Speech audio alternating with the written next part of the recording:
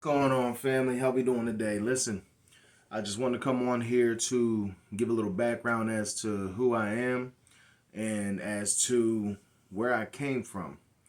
Now, I know and I understand that there is going to be some questions in the future about, how I came to my faith or how I came to this part of my life where I truly surrendered and gave everything to Christ. So let me go ahead and start from when I was a child. When I was a child, about we'll say 4 or 5, maybe even 6 years old, um, I, in a sense, knew what it meant to be baptized, and I just went in and got baptized. And it's funny though because I didn't even realize that at that time I didn't realize what baptism really meant in the Holy Spirit and God. I didn't realize that being baptized was dying with Christ and being reborn with Him. Right? I didn't realize that at the time, but I actually found some pictures and had a conversation with my mother about that. And where I was, so I was always in the church. I'm not a pastor's kid, but I was always in the church, and I used to follow my grandmother everywhere, and she was the minister of the family. She was the heartbeat of the family. And growing up with her, it was definitely refreshing. It was refreshing. I was always a good kid. I was never really a bad kid. My mom and dad split when I was about 5, maybe going on 6 years old, and that took a traumatic turn for me. Like that put me in a place where I was a very angry child. So probably around from 6 to about, I don't know, 14, 15, I was just a very angry child. I would punch walls. I would backlash with a lot of people. I would argue with my mom, my stepdad at the time. There was times where I would go to church, but I wasn't listening. I was just in there just to fill a pew, fill a seat. And fast forward, growing up, going to school, and at the age of 13, really being interested in women, and taking and moving from where I was in my adolescence to now in becoming a man mind state. uh, I moved at a rate of just, it's go time. So I got involved in relations with women, at a very young age. Um, I started living and moving in the world at a very young age, smoking cigarettes when I was like 13. Started smoking marijuana when I was probably like 13, 14, maybe, yeah, about 14. Drinking around 15, 16. And the drinking and the marijuana smoking and even the cigarettes all stayed with me from my teens to my mid to uh, late 20s. And the transition from being in that place, from graduating high school barely, right? Graduating high school barely because I didn't care at that moment. I didn't care. I was too worried about partying, drinking, laying with different women, and just living a worldly life. That's all I was focused on. And I didn't really care too much about what happened next. I got hurt a lot, as a teen in relationships, and got cheated on, and did some cheating after a while, because I was so hurt. And it's how people say hurt people, and I was definitely in that category. And I wasn't proud of it, but it made me, it in that moment in time, me being intoxicated, me sleeping with these different women, me moving in a way that I didn't really have any care in the world, because I knew if I had a care, then I would have to feel.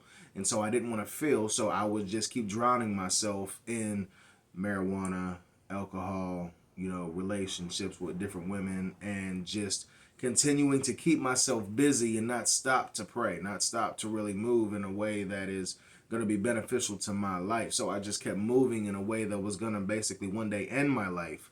And during my early 20s, I became an alcoholic, and it was bad. It was to the point where I was just doing stuff, driving around town, my town, with water bottles full of vodka, like completely to the top. So it would be like Sky Vodka and stuff like that.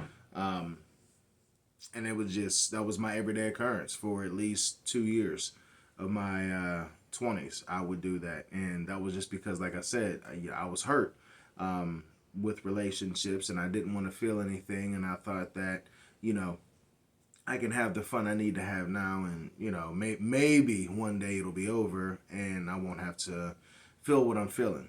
Now, bit my tongue. Now, mind you, I was still going to church off and on in this time of my life. So I would live in the world Monday through Saturday, and then Sunday try to be holy. I'd go to church, and out of respect for my grandmother and my mother, my father, we got him to come a couple times. Um, I would go to church and I would hear the word and I would listen from time to time, but I never really dove in. I never really gave it my all. But then it's like my son was born. Uh, he was born when I was 25, my late 25. I was almost 26. My son was born. He was born in October of 2015.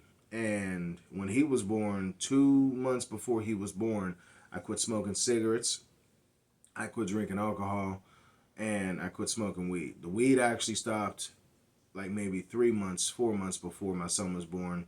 But I knew that my whole thing was I didn't want to be the same reflection as a lot of people in my area, in my town, in my valley. I didn't want to be the same reflection to my son that these people were to their children, and um, what happened with all that was, I let all that go, and dealing with all that, I know now it was generational curses because, I would talk to my dad from time to time while I was in that lifestyle, and he would say, oh yeah, I did this, I did that, did this type of drug, did that type of drug. Now, I never did anything hard, but, the fact is that addiction spirit was on me, and I was addicted to a lot of, like I said, being just numb. I was addicted to the numb feeling that cigarettes, alcohol, and marijuana would give me. So fast forward to my son being born. He was born. He changed my whole life. He made me open my eyes and see that there is so much more to life than just my life. It is now me having to be here for a son that I have to provide for, that I know was God given, because before he came, um, I would have had at least 5 children before my son. And I pray that they're in heaven, all of them. There's a time in my life where that really didn't affect me. I went through miscarriages with, women, and it was it was rough. It was rough. Like I didn't feel it the way they felt it, but I knew that in my heart that it was wrong, that it happened, and a life is a life, like it doesn't matter if they're in there for 2 days. It doesn't matter if they're in there for 5, 6, 7, 8 weeks. Um, a life is a life. And the issue I faced was it was always a 6 to 8 week thing to where they no longer were here.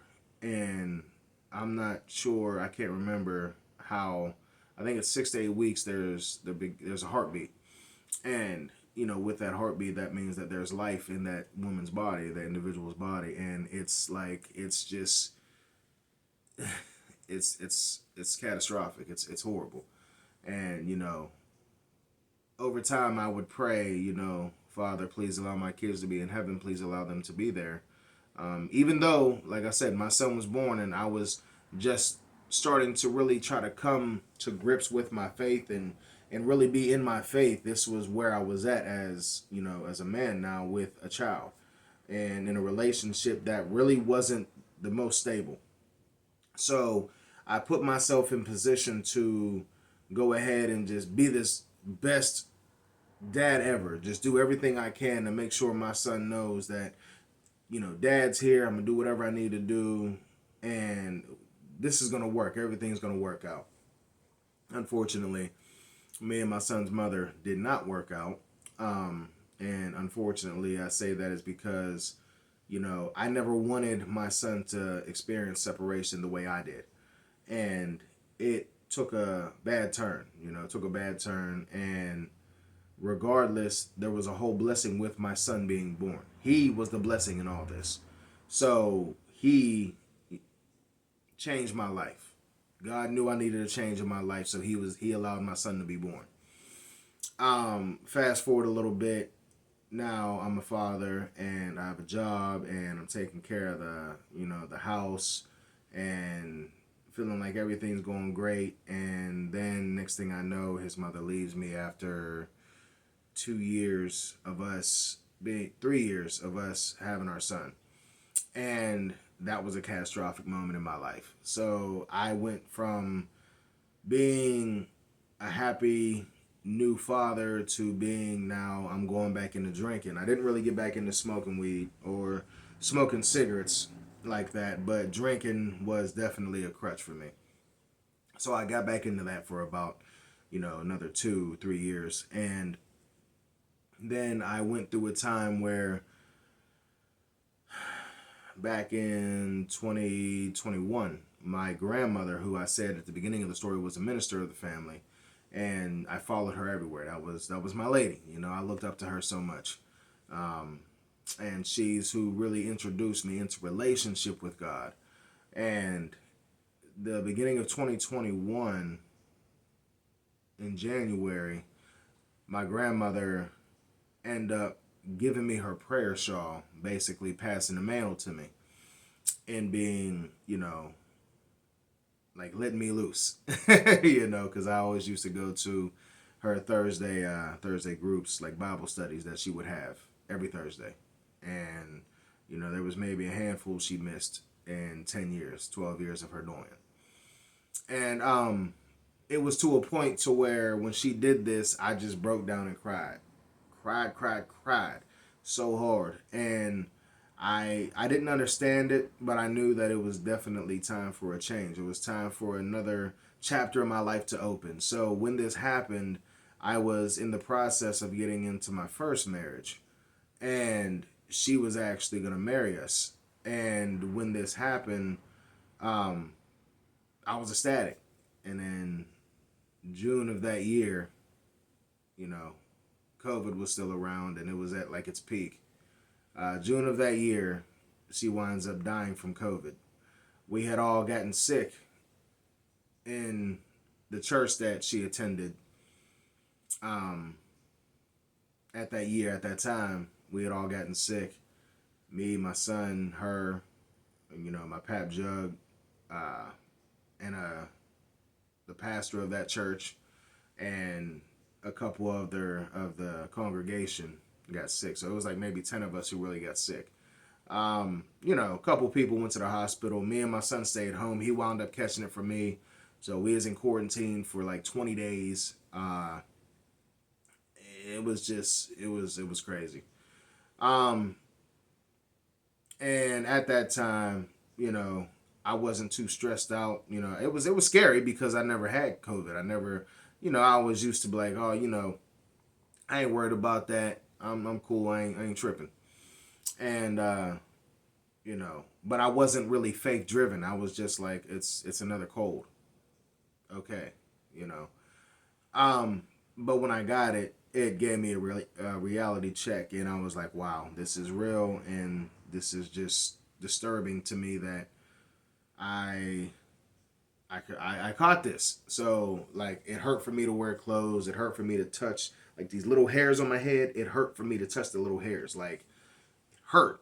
So my whole body was sore.